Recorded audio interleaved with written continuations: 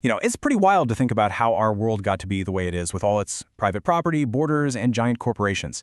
The answer, and this might surprise you, really starts with something super simple: putting up a fence. Today, we're going to dig into how this one local English practice of fencing off land literally became the blueprint for redrawing the entire globe. Okay, so let's jump right in with this quote, because it really frames our entire story perfectly. What it's saying is that the whole massive machine of empire, all the conquests, the colonies, the whole economic system was basically just the English idea of enclosure, but on a global scale. It's a huge claim, right? Well, let's unpack it. All right, so here's our game plan. We're going to trace this whole story through 5 big stages. We'll start with that global blueprint, then we'll look at the legal fictions that made it all possible. After that, the economic engines that drove it, the language they used to justify it, and finally, the fenced-in world it left for us today. So yeah, our story kicks off right here. We're talking about the jump from these little English fields to massive colonial frontiers. See, when common lands were being enclosed in England, it wasn't just about farming. No, it was a total revolution in how people thought about who owned the earth itself. And this new mindset, it definitely did not stay in England. And this right here is the crucial leap. The political language that was invented to justify fencing off English fields, words like improvement and calling land waste, was exported. Colonists literally packed these ideas in their bags, and all of a sudden, entire continents were seen as just one giant unenclosed commons, basically up for grabs. Okay, but that brings up a pretty huge problem, doesn't it? How in the world do you claim land that is already home to millions and millions of people? Well, the answer wasn't just about having more guns. It was about having a very powerful legal trick up your sleeve. And that legal trick was called terra nullius, which is Latin for nobody's land. This idea was basically a direct copy-paste of the logic used back in the English enclosures. The argument was, hey, if the people here aren't farming with fences and holding paper deeds the way we do, then legally, this land is vacant. It could then be claimed, even if it was home to thriving, complex societies. And the fallout from this? It was absolutely devastating. This one legal idea became the justification for seizing land on a planetary scale. It didn't just ignore indigenous people, it legally erased them and their incredibly deep, complex relationships with their land, essentially redefining their homes as just empty space on a map.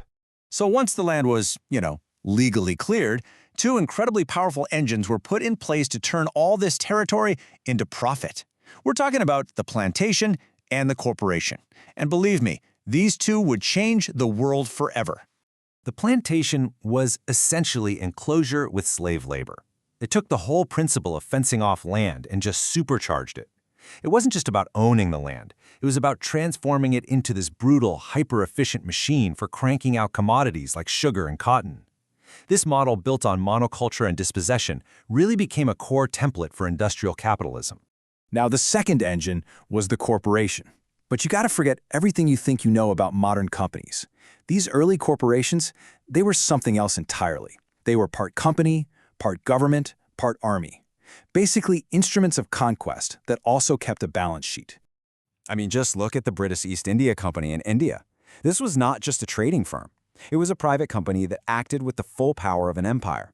It had its own private armies, it printed its own money, it signed treaties with nations, and you better believe it, enforced its property claims with force. And we see this exact same playbook run in Africa, where colonialism was pretty much just enclosure with a different name. Using the excuse of terra nullius, colonial states laid claim to enormous territories they called unused, not to settle, but for pure resource extraction. This process wasn't about developing Africa. It was specifically designed to underdevelop it in order to fuel Europe's own industrial boom. So, you might be asking, how did they justify all this? How did these empires rationalize seizing whole continents and subjugating entire populations? Well, they did it with a very powerful and frankly very persuasive story, all built around one simple word: improvement. And right here, you can see this fundamental clash of worldviews. The colonial argument was that land had no real value until it was privately owned and made productive for the market. This was, of course, in total opposition to indigenous views, where land was managed together for the well-being of the whole community, for spiritual connection, and for generations to come. And here's the kicker. The exact same logic used to kick peasants off the land in England was now turned against colonized people all over the world. They were painted as lazy, as inefficient, as being incapable of managing their own land. And this made their dispossession seem not like a massive theft, but like a moral duty, an economic necessity. So that brings us to today. Because this history, this story of enclosure, it didn't just stop when the old empires fell. Its logic is baked right into the world we live in now, in our laws, in our economies, and even in the way we think about the planet itself. A huge piece of this legacy comes from a legal scholar named William Blackstone. He came up with this famous doctrine that said private property didn't just cover the surface of your land. No, it reached indefinitely downwards. And that idea, well, it was a total game changer. Think about the consequences of that. It's immense.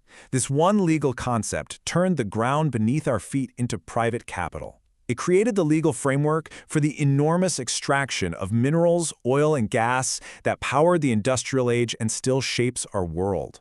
The enclosure literally went from the surface of the pasture all the way down to the planet's core. And make no mistake, this process is still happening. The logic of enclosure, privatizing shared resources for profit, all under the banner of development. You can see it today in the policies of global institutions that push for the privatization of land, water, you name it. It often plays out with the same dynamics as the colonial era. And all of this brings us to a pretty stark conclusion.